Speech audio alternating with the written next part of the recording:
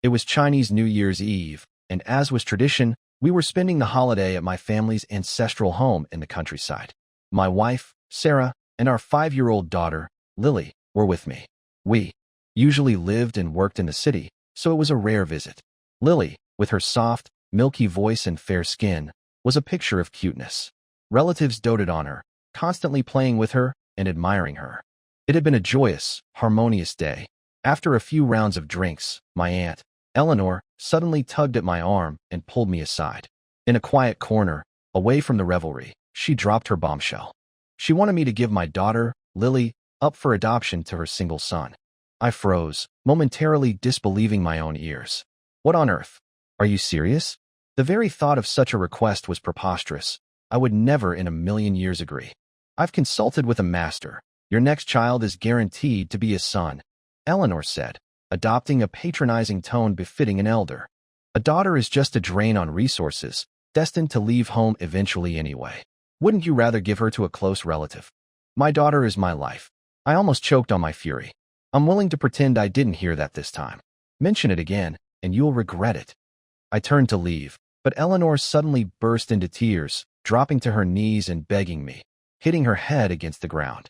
It was then I learned the extent of her son's obsession. He had been throwing tantrums at home for months, going on hunger strikes and smashing things.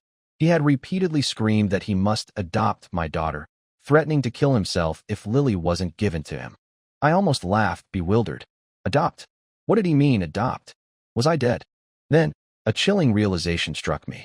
Such an adoption was illegal anyway. Her son, my cousin, Liam, was only 20 years old and unmarried. Why on earth would he suddenly want a daughter? I recalled a time I'd helped him fix his phone.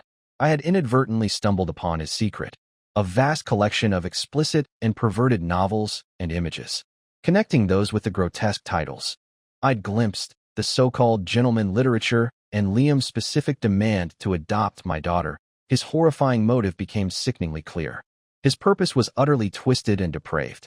Eleanor was still kneeling, weeping and pleading. I looked at her coldly.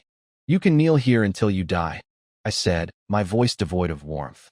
I will never agree. What happened next was unexpected. Eleanor collapsed completely onto the ground, wailing inconsolably. She screamed that I was unfilial, that she, an elder, had knelt before me. And I remained unmoved. She cursed my daughter, calling her a curse upon their family, claiming she would ruin their home. You're trying to force my son to die, she cried. The commotion drew the other relatives. Seeing Eleanor on the ground, they rushed forward to help her up. My own parents, unaware of the true reason, came up and kicked me several times. Rubbing my stinging side, I glared at Liam, who had arrived, drawn by the noise. He was Eleanor's son, my cousin. Overweight, his face marred by severe acne. He hadn't gone to college and worked at a car repair shop. Give me your phone, I demanded, pointing at him. He recoiled a few steps. Since the dinner began, I had felt an unsettling oddity about him. He kept taking photos with his phone, often pointing the camera not at the food or people, but at my daughter. While the adults were still confused, I stepped forward, snatched his phone, forcefully held his face, and used his facial recognition to unlock it. Opening his photo album, my head felt like it would explode. With rage, he had created a special album, filled entirely with photos of my daughter. The most recent ones, and others secretly taken over the years without my knowledge. There were easily over 100. That day, at the ancestral home, I pinned Liam down and beat him savagely, punching him with all my might. I only stopped when the elders finally managed to pull us apart. With my wife and daughter present, I couldn't publicly articulate the sickening truth of his intentions. All I could do was grab his phone and smash it against the ground, utterly destroying it. My parents were furious, scolding me for a long time. I couldn't bear to stay a moment longer. Gathering Sarah and Lily, I drove us back to the county town. That same night, along the way, while Lily slept, I finally suppressed my rage enough to tell Sarah the whole truth. She was beside herself with anger. We're leaving right now, she cried. We are never coming back here. I sighed. I wanted to leave as well, to put as much distance as possible between us and these people. Unfortunately, getting out of this small town was difficult. The nearest train station and airport were in the city, over 100 kilometers away. It was a snowy night. The roads were dark and slippery. It was simply too dangerous. Tomorrow, I said. Let's pack tonight. and we'll leave as soon as it's light. Sarah, seeing no better option, reluctantly agreed. Outside the car window, fine snowflakes drifted down. I drove slowly, my mind replaying Liam's face. As I smashed his phone, I'd caught a glimpse of his expression. He was staring at me, silent, with an indescribably vicious look. After my parents returned from visiting the village the next day, I told them the truth. My mother and father were livid. Their most cherished granddaughter, spoken of by Eleanor and Liam as if she were property to be given away. Infuriated, they wanted to go back to the village that very night to confront them. I couldn't persuade them otherwise, and worried about leaving Sarah and Lily alone at the house, I reluctantly let them go. But Liam's family's shamelessness exceeded my darkest expectations. About an hour later, my parents returned. My father had a cut on his face. My mother was silently weeping. They tried to hide it from me, but after I pressed them repeatedly, I learned what had happened. When my parents went to their house, Liam's family turned the tables, launching into a tirade of vile accusations against us. They claimed we had sinister intentions, that we had deliberately raised a daughter to seduce their son and ruin their family. They even cursed us, wishing us terrible retribution and a gruesome end. My father retorted, but they shoved him, and in the scuffle, he was struck several times in the face. Just then, Sarah's voice, trembling, broke through. "Honey, check the group chat." I opened WeChat. What greeted me in the family group chat was a stream of furious, abusive messages from Liam's parents. Demanding your daughter is doing you a favor. Your hearts are filthy. Don't project your wickedness onto my son. Look at your own daughter. What does she even look like? Serves you right for only being able to have a worthless girl. And much worse. My mother tried to defend us in the chat, but the torrent of abuse was relentless. She was no match for their vile language.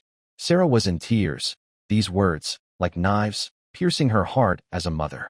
She was shaking uncontrollably. I grabbed a kitchen knife and started for the door. "I'll kill them." My parents panicked, rushing to stop me. "What about your daughter if you go to prison?" my father shouted, restraining me. Lily, hearing the commotion, burst into tears. Slowly, I calmed down, slamming my fist against the wall instead. The rage in my chest was so suffocating I felt like I could spit blood. Their malicious curses left me deeply unsettled. Damn it, we couldn't fight them, but could we at least escape them? "Dad, Mom," I said, my voice hoarse.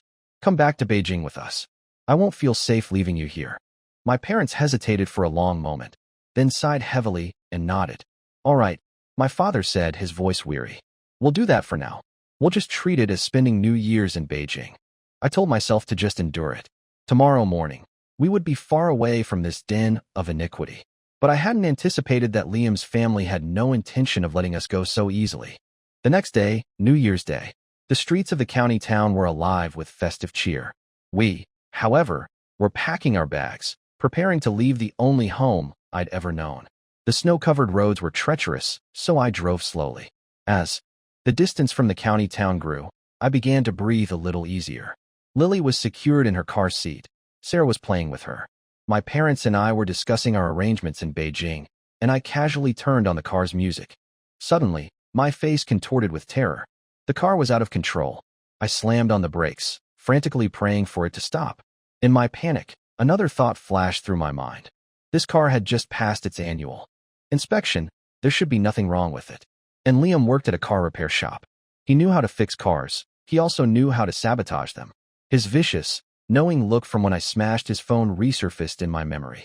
The car spun wildly, scraping against the asphalt with a horrific screech, heading straight for the guardrail. On this county road, both sides dropped off into steep cliffs. Oh God! Amidst desperate screams, the car plunged downward. A deafening crash echoed through the air. I woke up in a hospital in a neighboring county. After falling, the car had collided with a sturdy tree, stopping just short of a fatal drop. We had miraculously survived. However, the driver's side of the car was severely mangled. I had a broken leg that required metal plates and several fractured ribs. If the ambulance had arrived minutes later, my ribs might have punctured my internal organs, and I wouldn't have survived. Thankfully, my parents and Sarah had only suffered minor scrapes and bruises. They were largely unharmed. They had immediately called emergency services after the crash, buying precious time for my rescue. Lily, protected by her car's seat, was physically unharmed but was so severely traumatized that she hadn't spoken a word for 2 full days. Hobbling into the hospital room on crutches, I saw my daughter. Her eyes were vacant, and she was silent. I held her with one arm, gently patting her back. Finally, she responded, reaching out her small hands and wrapping them around me. "Daddy, did we do something wrong?" That was the first thing she had said in 2 days. I kept patting her back as she quietly wept. "We didn't do anything wrong," I murmured. "It's those who did wrong who haven't been punished yet." I received the car accident report. Unfortunately, my car was so badly damaged that any evidence of sabotage was destroyed. The traffic police ruled it an accident. I was furious, but without proof, there was nothing I could do. It remained an unsolved mystery whether he had caused it, a perpetual knot in my gut. It was humiliating, utterly humiliating. A few days later, I was standing outside the hospital on my crutches, smoking. I suddenly caught sight of a familiar figure walking towards me. It was Liam. He was alone. I couldn't believe he had the audacity to show his face. I threw down my cigarette and started towards him, intending to beat him again. But I was unsteady on my crutches and immediately fell. He took advantage, kicking my crutch away. Unable to get up, I could only glare at him with impotent rage. He squatted down, his face, greasy and covered in acne, split into a mocking grin. "Can't even get up? What right do you have to be a father? What do you want?" I ground out through clenched teeth. "Came to adopt your daughter," he said. "Didn't expect to find you still alive. Congratulations, you've got a tough life." He emphasized the last part, his smile remaining eerily confident, as if he held all the cards. I clenched my fists. At the same time, a chilling clarity settled over me, connecting scattered pieces of information. At our request, the police hadn't notified anyone about the accident. How did he know he had been in a crash? Unless, of course, the accident was his doing. And then there was that line in the car accident report. Due to the protection of the safety seat, the girl was unharmed. In that instant, it all clicked. I should have realized it sooner. This was undoubtedly his plan, to cause a fatal car accident, killing our entire family of 4. But my daughter, protected by the car seat, had a high chance of survival. At that point, he would naturally achieve his twisted goal, adopting my daughter. I stared at him, my eyes burning. "Aren't you afraid of my revenge?" "What do I have to be afraid of?" Liam shrugged. "You're in Beijing. You have a family and a career. Hit me? Kill me? You'd go to prison and lose everything. You wouldn't dare." A cruel glint flashed in his greasy eyes. "But I have nothing. I dare to do anything." This warped logic, I realized, had probably taken root in his mind, becoming his life's creed. That's why he was so fearless. "Think carefully about what I've said," he continued, patting my shoulder. "I know your address in Beijing. I know where you work. I can come visit you in Beijing anytime I want." Rage threatened to consume me. I swung a desperate hook, but he easily dodged it, and I tumbled to the ground again. "No other meaning," he said, rising. Unhurriedly. "Just a suggestion. Give me your daughter, and you'll be safer." He paused. "Fewer accidents, live a few more days. Wouldn't that be nice? Think about it carefully. For your own sake, for your wife's sake." My eyes were bloodshot with fury. I tried to get up, but fell repeatedly. Onlookers in the hospital area were starting to gather. Seeing this, Liam turned and walked away. A passerby helped me pick up my crutches and helped me stand. I leaned heavily on the crutches, stumbling my way out. Only one thought filled my mind. I have to kill him. I have to kill him. However, I was close to the hospital entrance. The pedestrians around me hadn't reacted quickly enough to stop him. He had slipped away. With the traffic and crowds, there was no sign of him. Just then, my phone vibrated. It was a message from Liam on WeChat. It was a photo. He had photoshopped a picture of himself with my daughter. The editing was crude, but they were posed together as if they were a couple. Below it, one sentence. "She is mine." Strangely, looking at that picture, I couldn't stop a cold, hard smile from spreading across my face. On one point, he was absolutely right. I had a family and a career, which made me hesitant, made me endure and compromise again and again. But he should never have crossed this father's line. That night, after Sarah had tucked Lily into bed, she came to sit beside me. She knew about the encounter that afternoon. "What will we do if he follows us to Beijing?" She sobbed helplessly. I really don't know how to protect our daughter anymore." Yes, I thought. Today, I finally understood.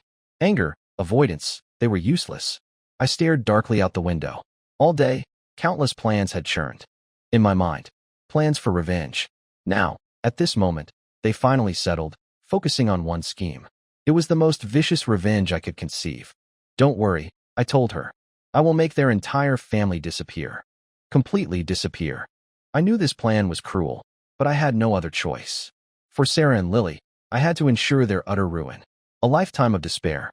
A few days later, Sarah, Lily, and my parents boarded the high-speed train to Sarah's parents' home. At the same time, according to my plan, my father posted a message on his social media. It was a photo of him cooking at home, with a caption, "Great hardships lead to great blessings. We're back, making a nice meal for my granddaughter first." This post was public. I knew my cousin Liam would see it. I wanted him to believe that our entire family, including my daughter, had returned to the small county town. This would ensure he stayed there, plotting his next move. Liam, the main act hasn't even started yet. Stay put in that county town. After tidying up the empty house and finishing a cigarette, I initiated a group call on WeChat. I called my college roommates. They thought I was calling to exchange New Year's greetings, but my first words were, "I need your help. This favor is dangerous. It might even put you in serious trouble. You can refuse." A few days later, 3 strangers arrived in the county town. They spoke with out-of-town accents and drove luxury cars. To anyone watching, they looked like wealthy businessmen from elsewhere. They were my college roommates. After hearing my plan, they hesitated, as expected. Yes, like me, they now had families and careers, reaching an age where they feared loss. But after a long moment, they agreed. I was surprised. They said they agreed entirely because of my words. "This favor is dangerous. You can refuse." Only true brothers would say something like that. New Year's had passed, and shops in the county town were beginning to reopen. 3 days later, 3 wealthy businessmen from out of town showed up at the car repair shop where Liam worked. They claimed they were interested in investing, specifically looking to buy the shop. The owner, whose shop had been losing money for years, was eager to sell. These 3 businessmen were particularly sensitive about the price, negotiating hard to lower it. This convinced the owner even further. He was certain these were wealthy fools ready to take over his struggling business. After several meals and rounds of negotiation, the deal was struck, the contract signed. The 3 businessmen officially became the owners of the repair shop. Liam's bosses. The price for the repair shop was significant. I mortgaged my parents' Beijing apartment and withdrew all my savings to cover the cost. For this revenge, I had staked everything. The 3 new bosses took charge. Everything continued as usual. The employees didn't notice any immediate difference. However, these 3 bosses had a small hobby. They enjoyed playing cards. In the days that followed, Liam began to feel it was strange. The 3 bosses kept inviting him to play a few hands. Their reasons were reasonable enough. "You've been at the shop the longest. To understand the employees, we need to talk to you." "Perfect, let's play cards tonight." Liam initially refused. This was within my expectation. He was still preoccupied with his twisted goal of getting my daughter. How could he spare time for socializing? That evening, the 3 bosses drove their luxury cars to Liam's home. "We just came to visit an outstanding employee and see if he'd like to come out for a bit," the lead boss said, dressed in expensive clothes, shaking hands with Liam's parents cordially. They brought several cartons of good cigarettes for Liam's father in a very thick red envelope as a gift for his mother. Liam's family was not well off. His parents' eyes widened. Liam remained adamant about not going out. The 3 bosses seemed unconcerned. "We'll be playing cards in the office at the shop. If you have time, you're welcome to join us." They left after saying that, not lingering. But I knew. The bait had been cast. Liam earned barely over 1,000 yuan a month and was always on the verge of being fired. Now, hearing his bosses valued him, how could his parents let this opportunity slip away? Sure enough, that evening, Liam knocked on the office door. He brought fruit and clumsily uttered flattering words. His parents, no doubt, had coached him. From my home, I received live updates from my roommates via WeChat. A cold smile touched my lips. I remembered that day at the hospital when he'd said I was hesitant because I had a family and a career to lose. Turns out, we were all the same. Meanwhile, I was watching a surveillance recording at home. After the 3 wealthy businessmen bought the repair shop, they retrieved all available surveillance footage, albeit only from the past month or so. But we still discovered something telling. On the night of New Year's Eve, late and quiet, Liam and his parents had secretly snuck into the repair shop. They took an entire set of car repair tools.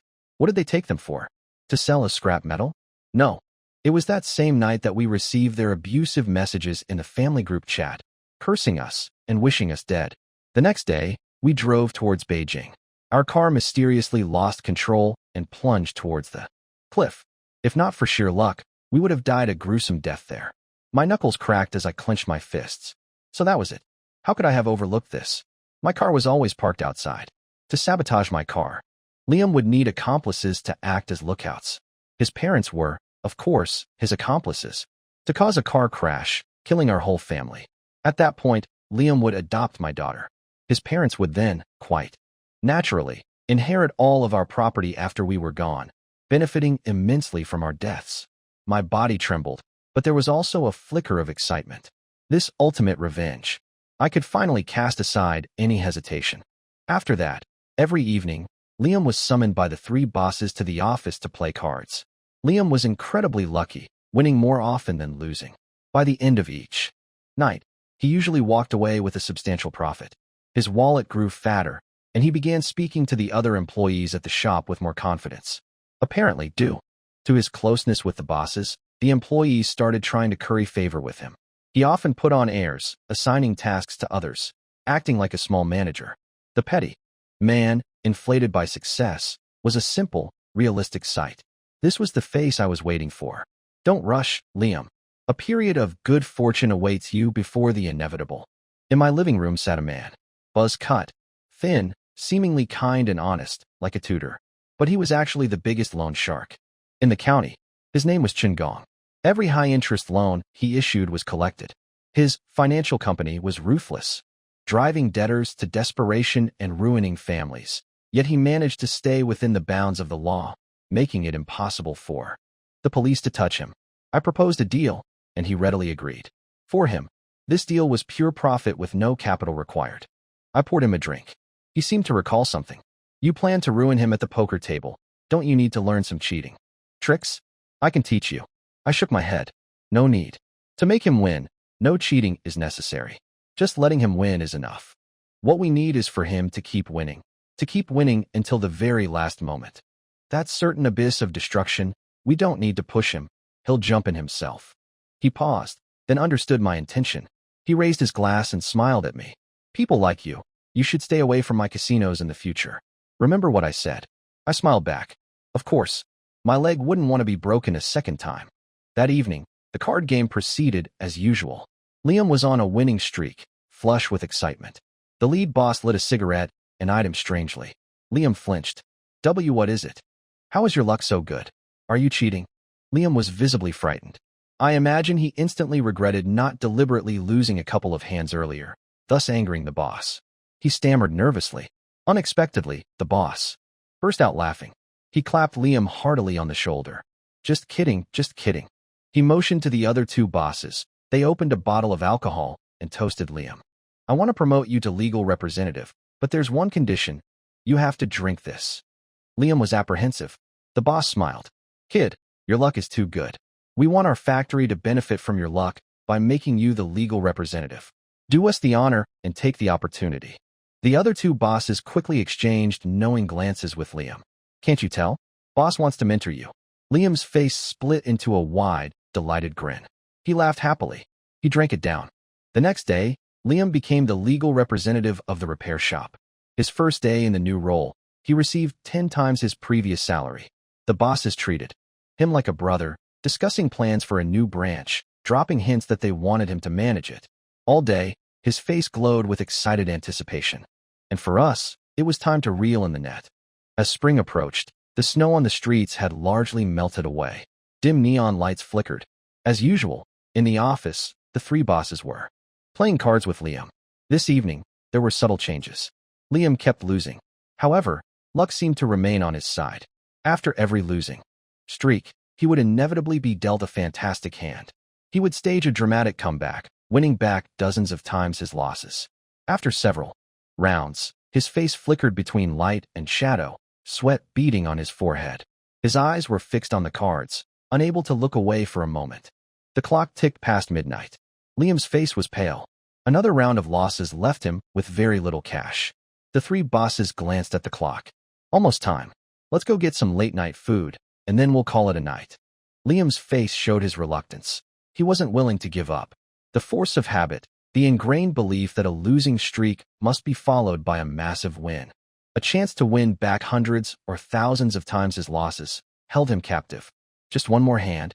The last one, he pleaded, looking at them hopefully. The bosses exchanged hesitant glances. Then, the lead boss suddenly seemed to recall something. Let him play with you, he said. They opened the door to a side room. From within, they dragged out a heavily bruised and battered man. Liam's eyes widened in disbelief.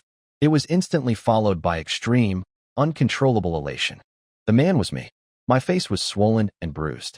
I glanced at Liam and spat out a mouthful of bloody saliva. He's? Liam asked. This kid in Beijing owes us a lot of money. We came here to buy the factory, and incidentally, we found him. The lead boss said, giving me 2 more punches. Running, huh? Try running again. Unbelievable, truly unbelievable, Liam muttered to himself, excitement barely contained. What? You two know each other? No, Liam said, enunciating each word clearly, his face flushed with barely suppressed glee. You play against this kid, the boss said. Whatever you win is yours. We'll take a break. I was dragged to the card table. Liam's gaze was fixed on me. There was that familiar, vicious look. I avoided his eyes, my heart surprisingly calm. This scene tonight was, of course, orchestrated by me. Only like this would he drop his guard completely and gamble against me. He wanted to clean me out, but he didn't know that the butcher's knife was already at his throat. Before the cards were even dealt, Liam spoke. Bosses, can I search him? It's not that I don't trust you, I don't trust him. Too much trouble. How about this? The 3 bosses exchanged a look of perverse amusement. They held me down and began to strip off my clothes piece by piece. Minutes later, I was completely naked, truly bare. It was early spring, still cold. I shivered, my body covered in bruises, looking utterly miserable. I heard you have a daughter? How old is she? Liam asked, a playful, cruel smile on his face. He was finally convinced that luck was, and always would be, on his side. Liam shuffled the cards repeatedly and began dealing. The local variation of violent 5-card stud combined elements from Guangdong and Wenzhou rules. Each player received 2 cards face down, their whole cards. Players could only choose to call or fold. The person who made the initial bet rotated. Liam glanced at his whole cards. His face twisted with uncontrolled glee. 2 kings. Behind him, the bosses signaled to me, indicating his hand. I had to admit, Liam's luck was indeed incredible. This hand was almost guaranteed to win. The problem was, he didn't have much cash left tonight. It was his turn to bet. He fumbled with his chips, counting them frantically. Only a few thousand yuan. He looked to the bosses behind him for help. The lead boss patted his shoulder. How much do you want to bet? I looked at Liam, my eyes blazing. Whatever you bet, I'll match it. This threat, in his ears, sounded like the perfect fuel for his fire. I want to bet 1 million, 3 million. As much as possible. The bosses looked hesitant. He practically fell to his knees, begging and pleading. I know I can win. Just lend me this once. If I win, we'll split it 50-50. No, I'll take 1, you take 9. The bosses deliberated for a moment, then finally agreed. But there was a condition. He had to sign a loan contract. Sign. I'll sign. With victory seemingly assured, Liam didn't hesitate. He grabbed a pen and signed the contract, pressed his fingerprints. Without even glancing at the terms, he slammed the contract down on the table as his bet. 3 million. Are you in? I'm in. What do you have to bet? His face was flushed with feverish excitement. Bet your daughter. If I win, you send her to my house. Consider it? It's a great deal. She is not a chip. I will bet my life against yours. But her, you won't even think about her. Liam laughed mockingly. What's the difference? If you're dead, she's mine anyway. I picked up my whole cards, my gaze fixed on him. He had fallen completely into the trap. There was no need for me to play the miserable victim anymore. It's different, I said, staring into his eyes. She is my child. You shouldn't anger a father. Following my own advice, I signed a loan contract for 3 million with the bosses present, using the contract as my bet. His face remained flushed with feverish excitement. Showdown, he yelled. Yes, in some ways, he was right. If he won this hand, I would lose everything, burdened by massive debt. And as the creditor, he could take anything he wanted from me. Anything. Provided, of course, that he could win. He stood up, his face beaming with triumph, and revealed his 2 whole cards. 2 kings. I didn't reveal mine immediately. I just want to confirm one last thing, I said. That car accident, your parents, Were they involved too? Yeah, Liam said. In his eyes, I was already a dead man. No need for secrecy. He sneered. We even bought funeral money beforehand. Looks like it wasn't a waste. We can still use it. I sighed softly. Too bad, Liam. I gave your family a chance. Under his watchful eye, I slowly, deliberately, turned over my cards. An ace of hearts. An ace of diamonds. The biggest pair in any deck. The smile on his face froze. He tried to say something, but no words came out. He just stood there, stunned. I picked up his signed loan contract, lightly waving it at him. Why don't you just die? If you're dead, you won't have to pay anything back. Liam crumpled, collapsing heavily into a chair. Large beads of cold sweat rolled down his face. His body began to tremble uncontrollably. There was one thing Liam would never understand, even until his death. How did I manage to get 2 aces? I had been stripped naked. There was nowhere on my body to hide cards. The deck had been repeatedly shuffled by his own hands. The answer was simple. I had stuck 2 aces to the underside of the card table. The moment he lowered his head to sign the contract, I had already swapped the cards. I didn't need to learn any fancy cheating tricks. Manipulating people's minds was my cheating trick. From the moment I decided on revenge, every single event that followed was part of my scheme. He was doomed from the start. I put on my clothes piece by piece, wiped the blood from my face, and left with the contract. By the time Liam recovered from his shock, he realized with terror that the 3 bosses he had relied on, the 3 people he thought were his saviors, had disappeared at some point without a trace. Of course, this was just the beginning. Just a small fuse for the explosive. The next day, I found Gong, the loan shark. I handed him the loan contract. Recalling last night, Liam had indeed been blinded by gambling fever. He hadn't even questioned how we could instantly produce a contract. He hadn't used any of my carefully prepared excuses. Gong took the contract, smiling with satisfaction. On that contract, the lender's name was blank. He filled in the name of his financial company. From today onwards, that 3 million debt belonged to Liam. This was my deal with Gong. Absolute profit with no capital outlay. This was a golden opportunity, and he would, of course, keep this secret forever. Naturally, we had another deal. Earlier, under our arrangement, Liam had become the legal representative of the repair shop. The next day, acting in the name of the repair shop, we had borrowed tens of millions from Gong. Of course, Gong didn't actually give us a single cent, and we didn't take a single cent. But this high-interest loan was legally recorded under Liam's name as the legal representative. Liam would probably never believe that without a single yuan physically changing hands, he had already incurred a debt of tens of millions of high-interest loans. Gong offered to take me out for a night of entertainment, promising to arrange anything I desired. I refused. I only have 2 small requests, I said. Brother, you name it. I'll do 1,000 things for you, he said readily. This debt, I said, it's only their immediate family's business. It has nothing to do with their relatives, friends, or colleagues. You have my word. I smiled. Maybe watch less The Godfather. You're starting to sound more like a tutor. What's the second one? Gong asked. I was silent for a moment. Tell me, I said. He owes so much now. Isn't it true that he'll have to spend the rest of his life just repaying this debt? Gong understood perfectly. I guarantee it. He'll never be able to leave this county.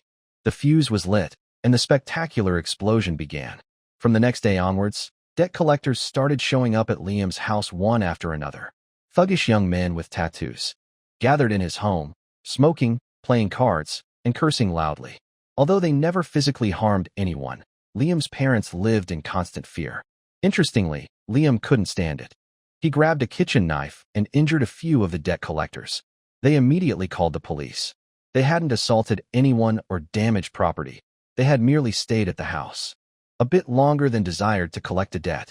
Liam, on the other hand, was locked up for intentional assault, adding a significant criminal record to his woes and another layer of debt. Gong even sent me a small gift. Not long after Liam was incarcerated, his men, under the pretense of seizing assets to cover the debt, entered Liam's room. They ransacked the place, finding all of Liam's treasured, perverted works. The pages were torn out, scattered to the wind, fluttering through the air. Piece by piece, they landed in front of the curious neighbors who had gathered. Word spread like wildfire. In that small county town, Liam's reputation was utterly ruined. It's worth mentioning. At Liam's house, his phone, Computer, hard drives, any electronic device capable of storing photos. They were all taken away by Chun Gong under the guise of debt collection. He sent me a video. In the video, flames ignited, consuming these electronic devices. The firelight was beautiful. The flames of revenge continued to burn. To repay the debt, Liam's family was forced to sell their house and mortgage their car. Liam lost everything. With his reputation in tatters, no one was willing to help him. To pay his debt, he had to accept the work Chun Gong arranged for him, voluntarily, working in a coal mine. The coal dust choked his lungs, working from day into night. His rest time was limited to 4 hours. He wouldn't die, but his life was worse than death. Lazy and spoiled, he was quickly reduced to a shadow of his former self. His parents were also forced to work 3 jobs each day to help their son repay his debt.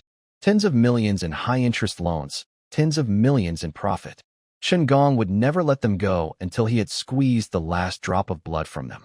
Their fate was no longer my concern. I had long since returned to Sarah's family home. My 3 college roommates were already waiting there for me. They could finally drop their pretense as bosses, no longer living in constant fear. We all drank freely, enjoying the rare moment of unbridled celebration.